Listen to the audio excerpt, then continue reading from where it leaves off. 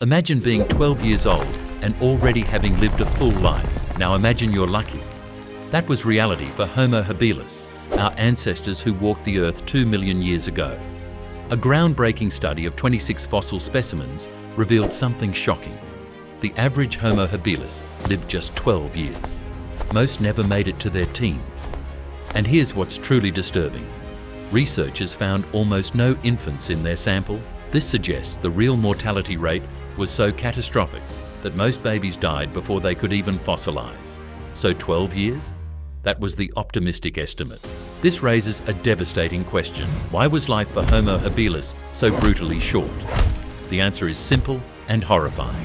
Everything was stacked against them, starting with their own bodies. Homo habilis were tiny.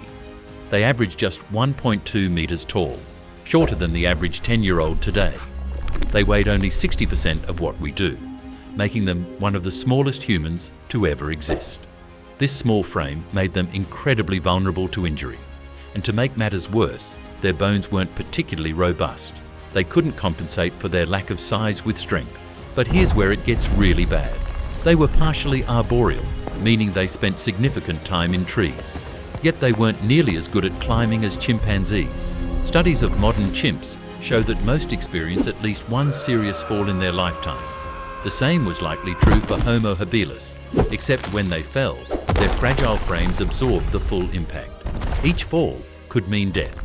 You'd think these tree climbers were vegetarians. But Homo habilis ate more meat than almost any other early human species. Their huge incisors and massive jaws, thicker than any living ape, were built for one purpose: ripping flesh from bone. This meat-heavy diet forced them to regularly abandon the safety of trees and venture onto the dangerous ground below. Their fondness for fish pulled them dangerously close to water, where even worse threats lurked. And here's the cruel twist. They specialized in scavenging. Picture this, a 1.2-meter tall human armed with nothing but simple stone tools, competing for carcasses against Africa's most terrifying predators. At best, they could fend off jackals and cheetahs. But jackals were the least of their problems. Living in eastern and southern Africa, Homo habilis faced over 30 potential predators. Every single day was a gamble with death, and large cats in particular devastated their population. Meet Megantereon, a jaguar-sized saber-toothed cat with lion-sized limbs and massive paws tipped with curved razor claws. Once it pinned you down, those enlarged canines would sink deep into your throat, severing arteries and nerves. Most victims lost consciousness within seconds. But Megantereon had another, far more terrifying killing method. Paleontologists discovered a human skull with puncture marks on the back of the head. The mystery? The bite angle proved the attack came from the front. This meant one thing. The cat had engulfed the entire human head in its mouth, completely smothering the victim's nose and mouth with saber-toothed fangs. Imagine that suffocating darkness as your final moment. Carbon isotope analysis reveals just how much Megantereon hunted humans. It ate so many of our ancestors that it literally altered their isotopic signatures in the fossil record. It was a human killer unlike anything we see today. But cats weren't the only nightmare. Giant hyenas the size of lionesses roamed in packs, with bone-crushing jaws powerful enough to crack open femurs. And then there were the running hyenas, built like cheetahs, hunting in large packs with razor-sharp teeth. For Homo habilis, who couldn't run fast, these pack hunters were virtually impossible to escape. Yet even these predators pale compared to what lurked in the water. Crocodylus anthropophagus. The name literally means human eater. And it earned that name.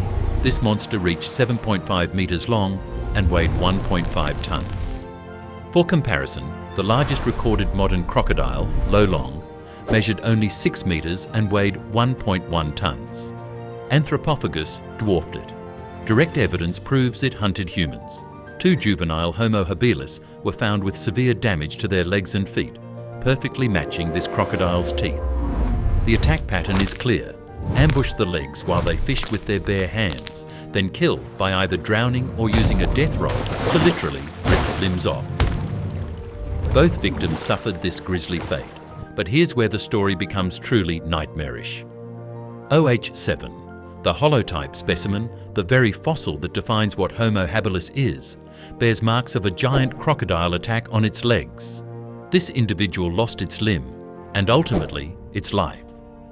But paleontologists found something else on OH7's skull, shallow groove marks that didn't match crocodile teeth.